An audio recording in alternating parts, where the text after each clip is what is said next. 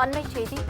திருப்பதி கோயிலுக்கு கொண்டு செல்லப்படும் நந்தினி நெய் வாகனங்களில் ஜிபிஎஸ் கருவி, மின்சார பூட்டுகளை பயன்படுத்த திட்டம் மேற்கொள்ளப்பட்டுள்ளது. அதனை அண்மை செய்தியாக பார்த்துக் கொண்டிருக்கிறோம்.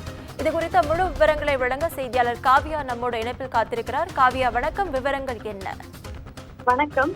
திருப்பதி கோயிலில் பயன்படுத்தப்படும் லட்டுகளில் தொடர்ந்து விலங்கு கொழுப்பு பயன்படுத்தப்படுவதாக எழுந்த குற்றச்சாட்டின் எதிரொலியாக கோயிலுக்கு கொண்டு செல்லப்படும் நந்தினி நெய் வாகனங்களில் கூடுதல் பாதுகாப்புக்கு உத்தரவிடப்பட்டுள்ளதாக கர்நாடக அரசு தற்போது தெரிவித்திருக்கிறது. முன்னதாக திருப்பதி லட்டு தயாரிக்க பயன்படுத்தப்படும் நெய் மாதிரியை ஆய்வு செய்ததில் மீன், பன்றி, மாட்டுக் கொழுப்பு எண்ணெய் பயன்படுத்தப்பட்டது தெரிய வந்தது. தொடர்ந்து இது தொடர்பாக முன்னதாக பேட்டியளித்த தேவஸ்தான செயலதிகாரி ஷியாமலா ராவ், திண்டுக்கலை சேர்ந்த ஏஆர் டெய்ரி தரம் குறைந்த நெய்யை விநியோகித்ததாகவும் விற்பனையாளர்களுக்கு எச்சரிக்கை விடுத்ததாகவும் தெரிவித்திருந்தார். அந்த நெய்யில் பாமாயில், மாட்டிறைச்சி கொழுப்பு, மீன் எண்ணெய், தாவர கொழுப்பு இருப்பது தெரிய வந்ததாகவும் அவர் குறிப்பிட்டிருந்தார்.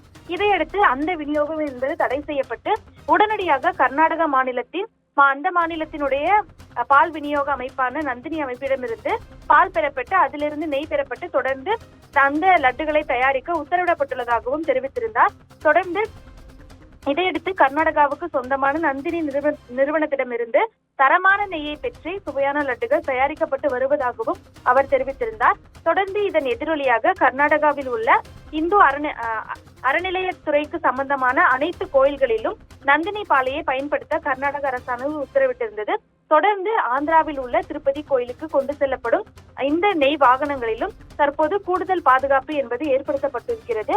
அதன்படி நந்தினி நெய் கொண்டு செல்லப்படும் வாகனங்களில் ஜிபிஎஸ் கருவி, மின்சார பூட்டுகளை பயன்படுத்த திட்டமிடப்பட்டுள்ளதாக தெரிவிக்கப்பட்டிருக்கிறது.